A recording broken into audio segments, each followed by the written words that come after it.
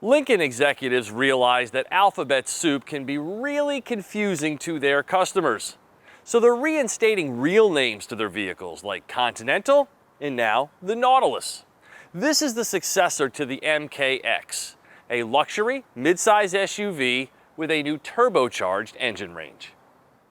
Lincoln's rebirth has been slow, but it's finally hitting its stride with new products such as Navigator, Aviator, and the upcoming Corsair. The Nautilus and its sibling, the Ford Edge, date back to the 2015 model year, but a recent freshening has kept them relevant players, and Lincoln customers have responded accordingly. Nautilus sales have jumped nearly 20% this year. Though I missed the split-wing grille, the Nautilus has the goods to warrant a double take.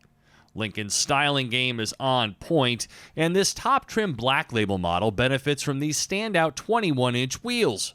But the real oh wow moment comes once you move inside, where Lincoln flexes its boutique brand muscles to produce a cabin worthy of praise. Lincoln introduced the Black Label program 5 years ago, and it's currently available across most of their vehicle lineup, with the exceptions of the MKZ and MKT. They're sold through a select number of mostly standalone Lincoln dealerships concentrated in metropolitan areas. And they come with these unique interior design themes and include a host of ever-expanding premium experiences and concierge services, ranging anywhere from complimentary car washes and annual detailing to your own culinary concierge, giving owners access to reservations at hard-to-book restaurants. The list of perks is extensive. Now, the price premium charged for these Black Label models range anywhere from $6,500 to over $11,000. And this Nautilus here showcases what they call the chalet theme with this beautiful cashmere leather. New for Nautilus, the chalet theme joins Gala and Thoroughbred in the Black Label trio of offerings. The sumptuous Venetian leather seats with the Lincoln star pattern can be adjusted 22 ways, feature massage, and are a perfect place to enjoy the spectacular 19-speaker Revel Ultima audio system that's exclusive to the Lincoln brand.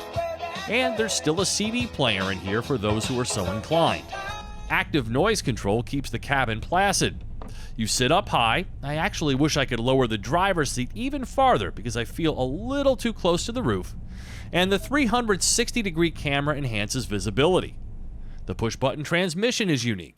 There's a convenient and appropriately sized wireless charging pad in here and numerous clever storage locations. Sync is looking a little dated and rudimentary, but it's a touchscreen, so it's really easy to navigate. Steering wheel controls and driver center features help you explore the Nautilus's electronic offerings, but certain things like Lincoln Drive control settings should exist outside of here for easier access.